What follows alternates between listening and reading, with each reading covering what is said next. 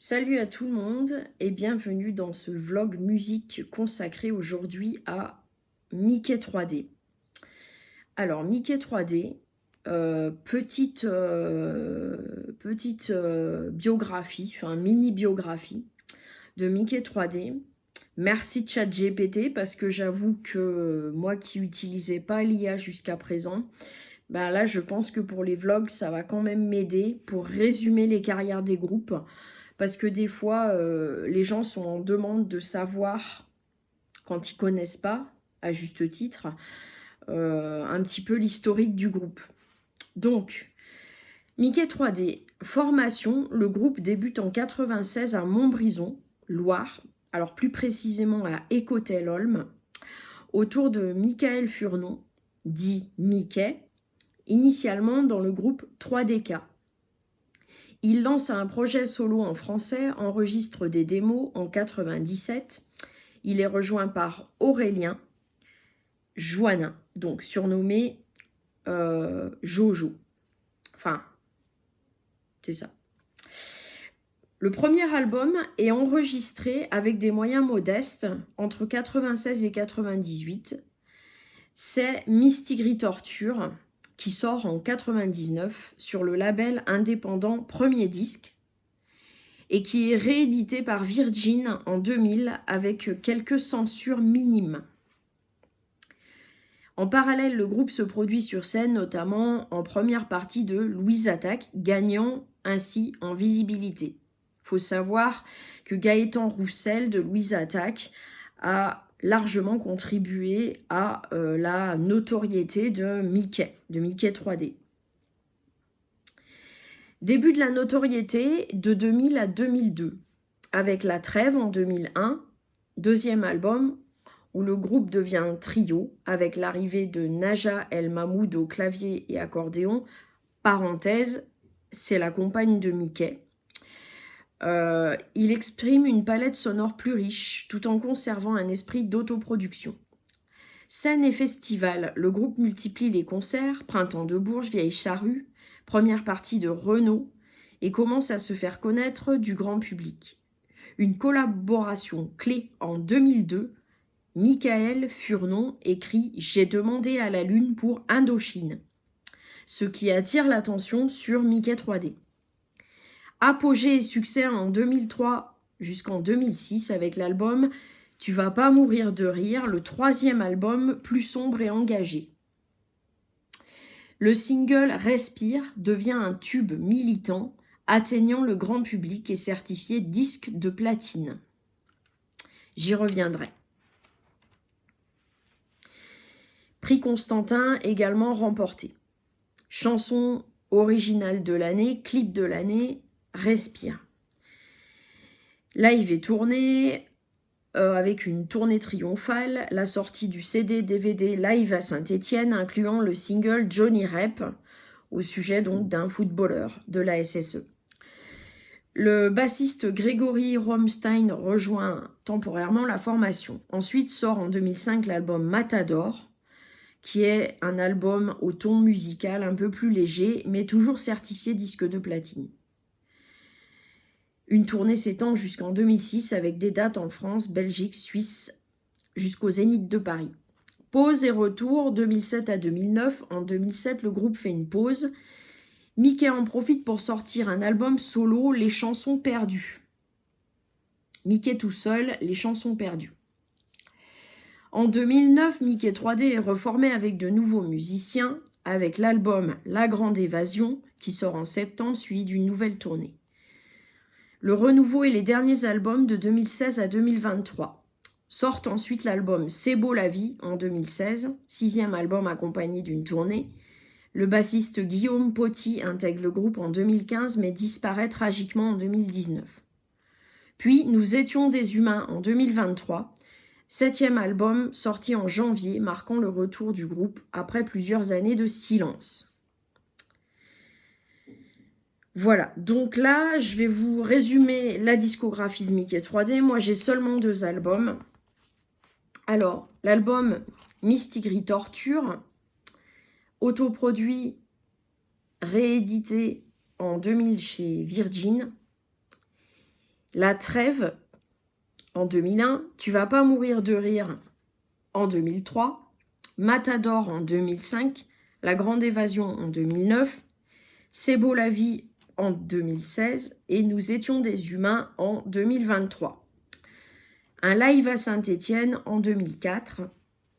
Et puis, il y a des compilations, deux compilations, donc Mickey 3D en concert, 2006, une édition limitée regroupant live et clip, puis le best-of Mickey 3D sorti en 2010. Voilà. Et puis la carrière juste brève hein, de Mickey, je crois, il me semble de mémoire que Mickey, il a sorti un seul album en solo, à savoir Les Chansons Perdues. Alors, qu'est-ce que je pense de Mickey 3D? Alors bon, déjà, pour vous dire, on va partir sur une vidéo plutôt courte, hein, parce que j'ai le projet, mais c'est à l'état de projet, de questionner Mickey. Parce qu'il faut savoir que moi, j'habite dans la même région que Michael Furnon de Mickey 3D. Que Mickey, il se trouve que ma famille le croise des fois. Et j'ai eu l'idée, en fait, idée un peu folle quelque part, mais j'aimerais interviewer Mickey. Alors, ça se fera pas. Étant donné que je ne suis pas sûre que ça puisse se faire et que c'est vraiment hypothétique, je fais ce vlog sur Mickey 3D. Et si l'interview se fait, c'est tant mieux. C'est tout bénef, c'est génial. Et si l'interview ne se fait pas, tant pis. Voilà. Alors, qu'est-ce que je pense du groupe de Mickey 3D? Alors déjà, je vais récupérer, parce qu'il me semble de mémoire hein, que j'ai l'album Mistigris Torture. Donc je vais juste vous montrer à quoi il ressemble. C'est le tout premier album de Mickey 3D. Alors Mistigris Torture, voilà à quoi ressemble ce tout premier album de Mickey 3D. Et puis, faut savoir que avant cet album Mistigris Torture, comme je le précisais grâce à ChatGPT, qui m'a très bien résumé la carrière, il y a eu le groupe 3DK. Alors, bon, 3DK, je vais demander à ChatGPT en direct quels sont les albums de 3DK. Mais de mémoire, je crois qu'il y en avait... je crois qu'il y en avait un ou deux hein, de mémoire. Hein. Et donc... il y en a quand même 3. Il y a 3 albums de 3DK. En 1995, Imminent Revolution Act. En 97, Kohansen. Et en 98, PlayStation. Alors, ChatGPT complète en disant « Ces 3 albums reflètent l'univers initial et anglophone de Michael Furnon avant son virage vers la chanson française moderne avec Mickey 3D. » Moi, j'ai un seul album de 3DK en MP3, j'ai l'album Kohansen de 97, et je peux vous dire que ce premier album est très influencé nettement par le mouvement grunge, qui comportait des groupes comme les Smashing Pumpkins ou Nirvana. Et donc, en fait, on a vraiment cette influence marquée des groupes de cette époque, des Breeders, oui, comme je le disais, donc Nirvana, hein, les Smashing Pumpkins, tous ces groupes de rock un peu garage comme ça, hein, qu'on nommait d'ailleurs, le style était appelé grunge, c'est-à-dire qu'il y avait un côté en fait un peu sale dans ce rock. C'était un rock, mais c'était pas un rock lisse, c'était un rock un peu crado, quoi. Un rock avec des revendications politiques, des revendications de toutes sortes. Et du coup, Kohansen, on retrouve en fait dans cet album cette forme de rage un petit peu, qui peut se retrouver dans le grunge au même titre que c'était aussi dans le punk. Sauf que bon, la différence quand même avec le punk et le grunge, c'est qu'il y a quand même 10 ans d'écart, voire même plus, hein, 20 ans d'écart entre les deux mouvements, puisque bah, le punk, c'était la fin des années 70 et le grunge, c'est plutôt les années 90. Donc oui, si, il y a une dizaine, quinzaine d'années entre les deux mouvements. Et le punk était une rage exprimée de manière assez crue, assez rêche, tandis que le grunge, avec cette forme de rock, avec des guitares, est beaucoup plus, je dirais, enrobé que le punk, hein. Le punk, c'était vraiment à l'état brut. Et le grunge a repris un peu cette énergie de rage du punk, mais tout en la marquant un peu plus avec de la mélodie quand même. Parce que entre-temps, bah, il y a eu la New Wave, et la New Wave a influencé un peu le grunge, d'une certaine façon, de manière vraiment très fine. Le grunge est influencé par tous les mouvements qui l'ont précédé. Il y a un mélange un peu de musique rock des années 70, tout en étant marqué un peu par le punk, et également par le côté un peu post-punk et new wave qui a suivi le punk, tout en gardant quand même des accents proches même parfois du hard rock. Donc en fait, ce mouvement de grunge, on le retrouve vraiment sur les tout premiers albums, donc avant Mickey 3D, du groupe 3DK, qui était constitué de Mickey et il n'y avait pas encore Aurélien et Naja, mais merci ChatGPT, hein, mais je vais questionner quels étaient les membres du groupe. Parce que en effet, 3DK, c'était quand même Mickey 3D, hein, qui était, enfin Michael Furnon, hein, qui est le membre porteur des idées en fait de 3DK et de Mickey 3D. Mais je pense que il était aussi accompagné dans 3DK. Il devait être accompagné par d'autres personnes. Alors, on avait donc Michael Furnon, on avait Jean-Pierre Petit à la batterie, on avait Nicolas Joannin à la basse et Anna au chant. Donc effectivement, il y avait une nana aussi au chant. Et donc, bon, ils faisaient beaucoup de concerts régionaux, locaux, et ils ont enregistré quand même 3 albums studio, quand même sur les années 90, qui étaient en plein sur cette période grunge.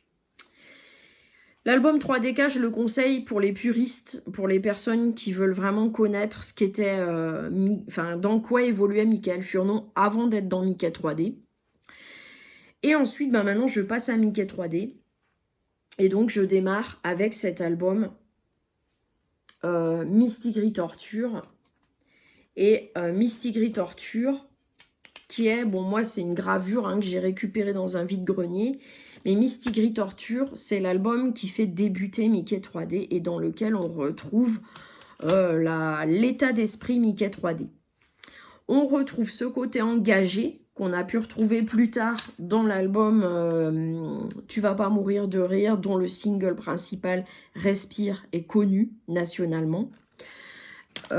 Et donc on retrouve toujours un petit peu cette rengaine de se plaindre des politiques de notre pays, des personnes politiques et de la politique d'une manière générale.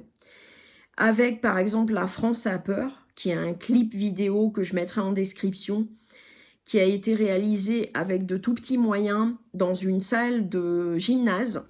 Et vous verrez que c'est assez drôle.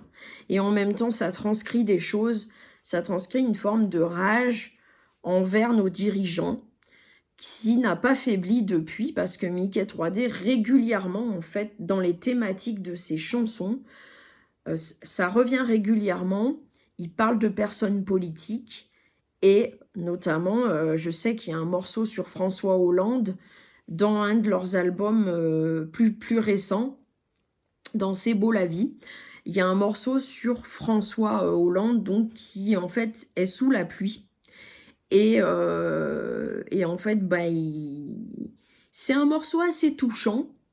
Il parle aussi de Jacques Chirac hein, dans la chanson de Mistigris Torture intitulée Le Grand Jacques. Il parle de Jacques Chirac en parlant de aussi sa femme. Sa femme est évoquée dans la chanson. Et c'est toujours ironique, c'est toujours en fait la touche vraiment particulière de Mickey 3D. Il y a toujours une forme de cynisme dans les chansons de Mickey 3D. Si vous êtes adepte du cynisme, vous allez aimer Mickey 3D. Si c'est pas votre truc le cynisme, bah n'écoutez pas Mickey 3D parce que les chansons de Mickey sont truffées de cynisme. Tout au long de ses chansons, il égrène toujours un peu l'idée qu'on est gouverné par des imbéciles. Il y a aussi cette notion de d'être quelque part dans l'humain, dans l'humanité, de se retrouver tous les uns les autres, d'être dans l'ouverture les uns face aux autres, d'être dans la compréhension de l'étranger, de son écoute, de l'ouverture à l'autre. Et Mickey 3D prône vraiment toutes ces valeurs tout au long de ses textes et de ses morceaux. Et d'ailleurs, Mickey a une écriture très reconnaissable, qui est incisive, qui est très... je vais vous donner des extraits dans ce très bon album qui est Tu vas pas mourir de rire, des extraits très symboliques de l'écriture de Mickey, dans sa manière de... déjà, il s'amuse avec les syllabes. Par exemple, sur la chanson Les enfants, qu'est-ce qu'ils ont, qu'est-ce qu'ils ont, qu'est-ce qu'ils ont, zonzon, les enfants, les enfants, les enfants, fanfans. Qu'est-ce qu'ils ont, c'est écrit en phonétique, c'est écrit K-E-S-K-I-Z-O-N. Il y a un jeu comme ça phonétique des fois. Pas toujours, mais parfois. Et puis aussi, la thématique qui revient régulièrement, et qui est vraiment récurrente dans la discographie de Mickey 3D, c'est les enfants et l'innocence de l'enfance. Et ça revient régulièrement. Cette innocence, ce côté... les enfants s'amusent, les enfants ne pensent pas aux turpitudes de la vie, les enfants ne pensent pas aux choses sombres, les enfants sont insouciants, ils s'amusent et surtout, ils s'amusent dans un monde qui est vraiment dans un état critique. Alors, par exemple,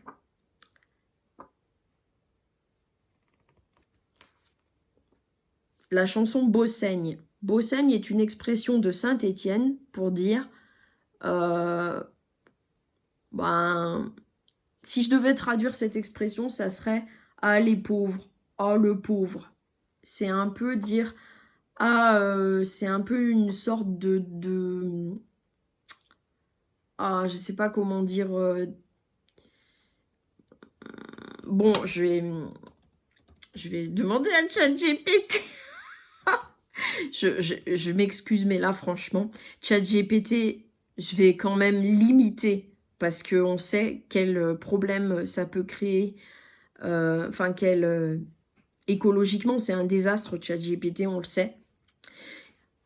Notamment, Mickey 3D parle des questions écologiques également dans ses morceaux. Hein. Donc, Beausaigne. Beausaigne, comment traduirait ChatGPT comment il traduirait ça? Alors, c'est une expression régionale utilisée à Saint-Étienne et dans le Forez. Forez, comme pourrait dire d'autres. Enfin, ça se dit forêt normalement, mais il y a des gens qui disent Forez. Et le mot Beausaigne, c'est un terme affectueux, compatissant. Le pauvre, pauvre chou, pauvre petit. C'est une sorte de tendresse mêlée de pitié. J'allais dire pitié. C'est un peu ça. Donc la chanson Beausaigne de l'album Tu vas pas mourir de rire, et je crois que c'est d'ailleurs le dernier morceau de l'album. Les enfants du village l'avaient senti pourtant, les enfants pas très sages n'en demandaient pas tant. Ils ont vu que la vie n'était plus un cadeau, et que le Père Noël était un vrai salaud. Libérez les enfants, Beausaigne, certains n'ont pas 10 ans, Beausaigne. Qu'ils viennent d'Oradour, ou bien de Ramallah, de la guerre du Kippour ou de Santa Barbara. Les enfants se ressemblent, mais ne se remplacent pas. Quand ils meurent en décembre, l'histoire se finit là. Libérez les enfants, Beausaigne. Certains n'ont pas 10 ans, Beausaigne. Voilà. Donc là, en fait, il y a un engagement face aux guerres, c'est-à-dire que Mickey, quelque part, montre ce qu'on fait des enfants dans ce monde avec les guerres. Et il y a une forme de tendresse avec les enfants que Mickey a vraiment tout au long de la discographie. C'est vraiment sa patte, je dirais, sa patte vraiment personnelle de vraiment protéger les enfants. Et d'ailleurs, dans l'album Respire, enfin dans l'album Respire, dans la chanson Respire, on retrouve ce clip qui a été conçu en image de synthèse pour parler du morceau Respire. On prend le point de vue d'un enfant et en gros, on lui dit à cet enfant, faut que tu respires, c'est le moment de respirer parce que vu ce que devient la planète, ça va être de plus en plus difficile pour toi de bien vivre en gros, quoi. Et donc, bon, je mettrai le clip dans la description, c'est un clip qui est connu, qui a tourné souvent à la télévision quand même, dans les émissions musicales, et c'est un clip qu'on a vu et revu, dans lequel on voit une petite fille qui est dans un jeu vidéo, et en fait, ben, en gros, le jeu vidéo s'ouvre comme une sorte de, je dirais, vous savez, comme dans les jeux vidéo, il y a différents niveaux, donc ça s'ouvre comme sur un niveau, et là, elle arrive dans la campagne avec une prairie avec des fleurs, elle s'amuse, et donc tout le long du clip, tu vois cette petite fille qui est dans une insouciance et qui est dans une prairie et qui navigue avec les papillons et qui joue dans l'herbe et qui sent les fleurs. Et on a l'impression qu'il y a toute cette insouciance, toute cette beauté, cette nature. Et puis ça se termine, elle rentre au bercail, elle termine le niveau et elle arrive dans un truc bétonné où il y a d'autres enfants qui attendent leur tour pour aller prendre leur bol d'air. Et en gros, bah, ce clip est très très significatif de tout ce qu'a pu écrire Mickey dans la plupart de ses chansons. C'est-à-dire, il y a l'insouciance de l'enfant et puis il y a un monde rude, dur, cassant, affreux, mortifère.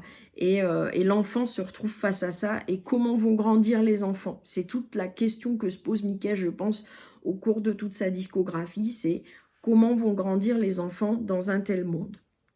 Donc par exemple, il parle de la guerre énormément hein, dans cet album. D'ailleurs, je crois que cette image a été tirée, si mes souvenirs sont bons, j'avais écouté Mickey parler en interview, et il expliquait que cette image était tirée des images de guerre, en fait. Et donc, que le personnage qu'on voit là sur cette photo, en fait, il sourit pas. Il a un sourire crispé, et il a en même temps une colère dans ses yeux. Il a une sorte de machiavélisme, mais en même temps, ben, c'est un peu comme si... je sais pas comment expliquer ça. Il rit jaune, mais il rit plus que jaune, il rit même noir. Enfin, et c'est presque, on dirait presque, je sais pas comment dire, comme s'il y avait un rire, mais qui n'est pas un rire en fait, qui est une forme de rage. Et donc, ce personnage, il est assez emblématique de la manière qu'a Michael Furnon de se positionner dans sa musique, dans ses textes. Parlons ensuite du style Mickey 3D, le style musical de Mickey 3D, qui est un style reconnaissable, parce que c'est déjà une manière de composer très structurée, carrée, et surtout la production est très léchée.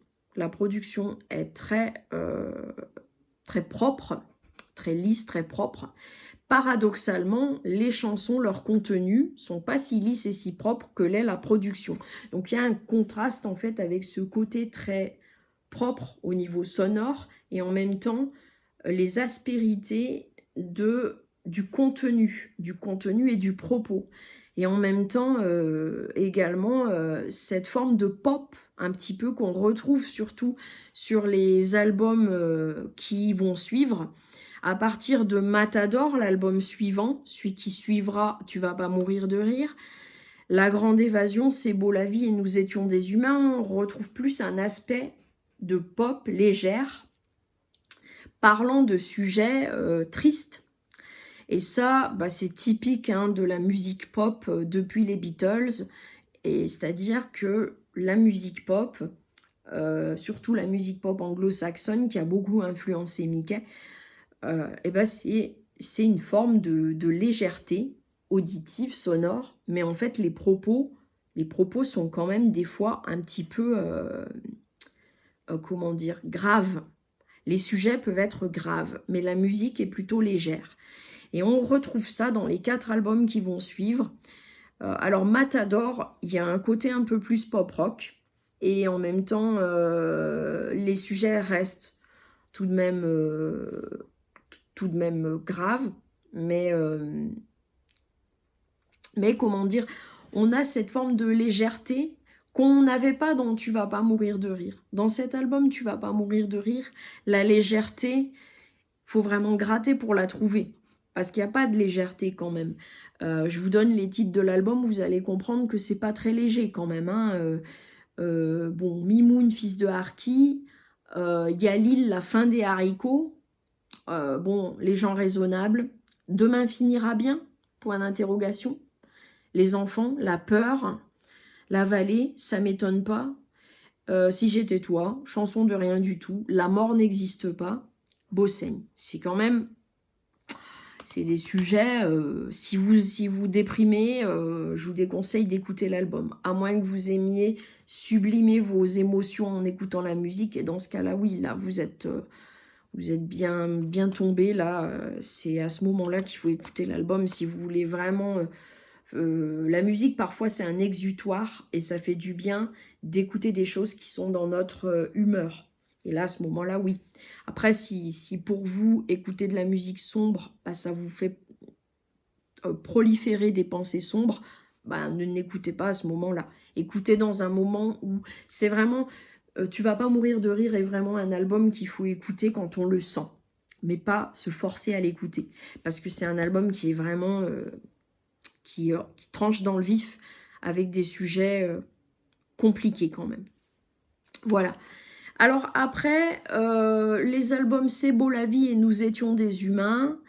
Donc Nous étions des humains, dernier album de Mickey 3D. De mémoire, il y a un cheval sur la pochette. C'est un album qui revient un petit peu aux amours, enfin j'aime pas dire ça parce que là je sais pas si on peut parler d'amour, mais qui revient un peu dans les thématiques justement de Tu vas pas mourir de rire. Pochette noire, sombre, avec une photographie de tête de cheval, hein, je crois. Et donc, on revient à ça. Par contre, c'est vrai que les 3 albums, la Matador, La Grande Évasion et C'est beau la vie, sont des albums qui amènent plus de souffle, plus de pop, plus de légèreté. La voix de Mickey. La voix de Mickey, c'est une voix grave, un timbre grave. C'est une voix chantonnée, mais pas vraiment chantée. C'est-à-dire que Mickey, c'est pas un grand chanteur. Il n'a pas une voix telle que celle de Bernard Lavilliers, par exemple. Il n'a pas la voix telle que celle de Nilda Fernandez que j'ai présentée. C'est pas une voix qui est techniquement poussée.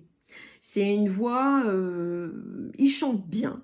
Il chante plutôt juste. Et il a une voix qui est très à lui, une voix presque de crooner un peu, plutôt grave, il articule très bien, on comprend absolument tout.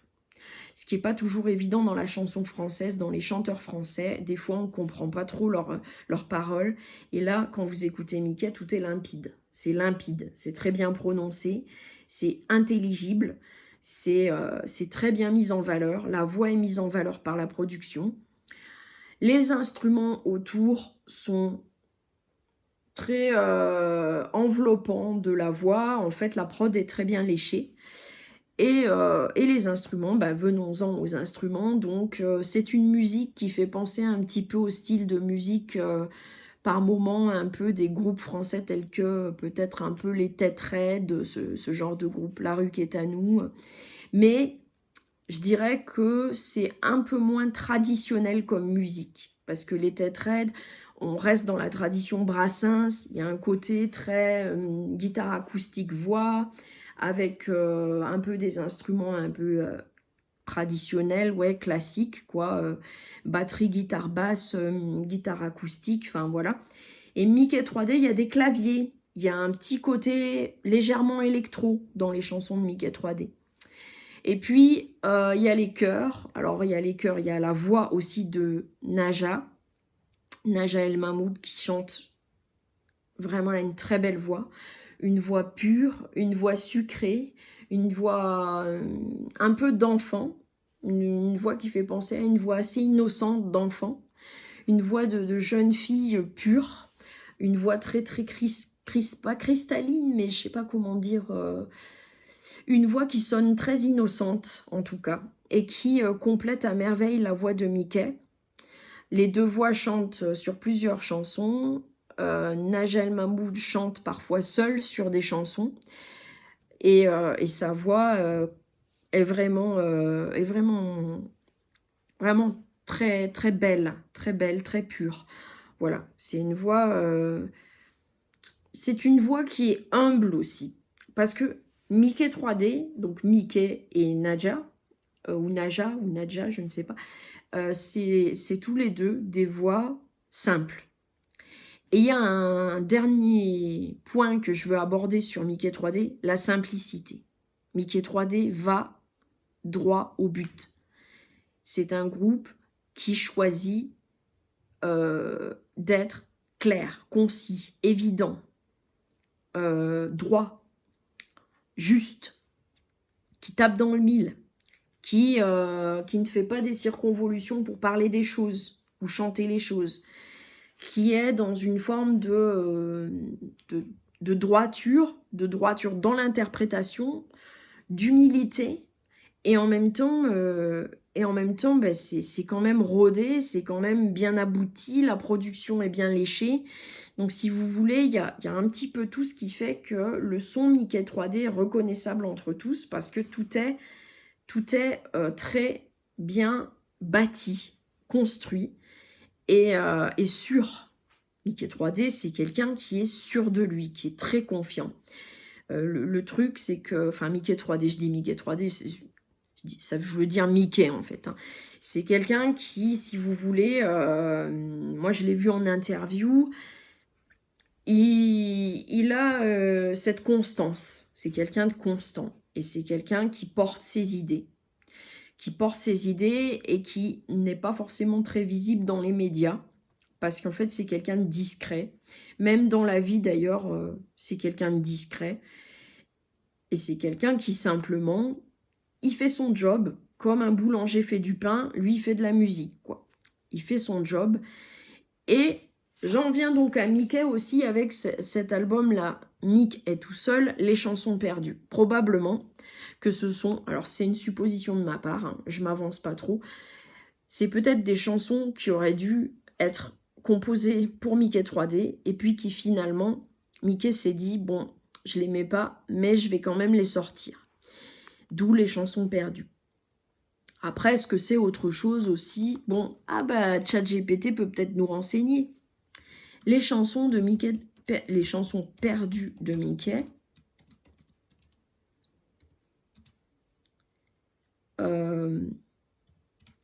quelques précisions. Parce que c'est... Moi, ça me fait poser question quand même de me demander pourquoi ces chansons perdues. Est-ce qu'elles se sont perdues au milieu de nulle part? Est-ce que c'est aussi un titre emblématique par rapport aux thèmes qui sont abordés? Alors, sorti en 2007 pendant la pause de Mickey 3D, après l'album Matador. Et donc, c'est une collection de titres inédits, peu connus, composés par Mickey avant ou en marge de l'aventure Mickey 3D. L'album mêle des maquettes, des chansons non retenues pour les albums du groupe. Donc voilà, c'est bien ce que je disais, hein, c'est des chansons qui n'ont pas été retenues pour Mickey 3D. Et puis des compositions personnelles et plus intimes. Le ton est plus dépouillé, moins produit que les disques de Mickey 3D. Beaucoup de guitares acoustiques, d'arrangements simples, donnant une impression de carnet personnel. Fidèle à son écriture, texte ironique, tendre, parfois mélancolique. On y retrouve ses obsessions, comme je le disais, l'environnement, le quotidien, la fragilité humaine, l'enfance. Ils n'ont pas dit, hein, ChatGPT, pas bien, l'enfance, parce que l'enfance, c'est le gros sujet des chansons de Mickey.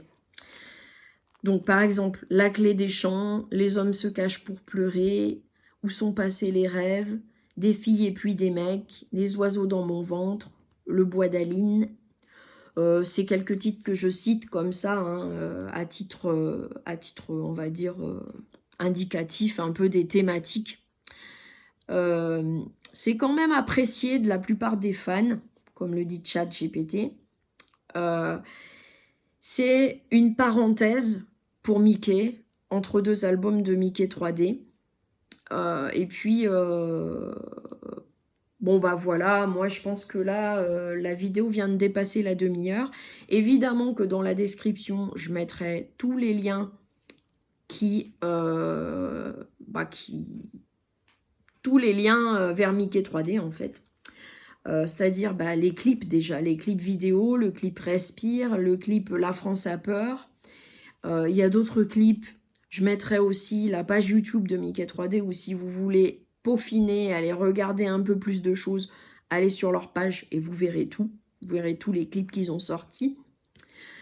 Après, bon, Mickey 3D, comme je vous l'ai déjà dit, a écrit une chanson qui est quand même un tube national et international, puisqu'Indochine tourne beaucoup à l'international, qui est la chanson « J'ai demandé à la lune », que Mickey joue parfois en concert sur scène, parce que c'est quand même sa composition, donc bon, elle lui revient de droit.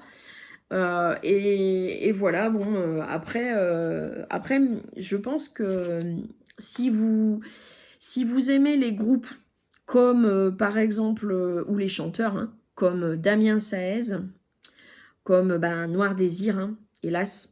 Moi, Noir Désir, j'avais fait une vidéo sur Noir Désir que j'ai retirée du visionnage public, parce que pour les raisons qu'on sait, hein, par rapport à Bertrand Cantat et tout ce qu'il a fait, je peux plus laisser cette vidéo en ligne, c'est pas possible.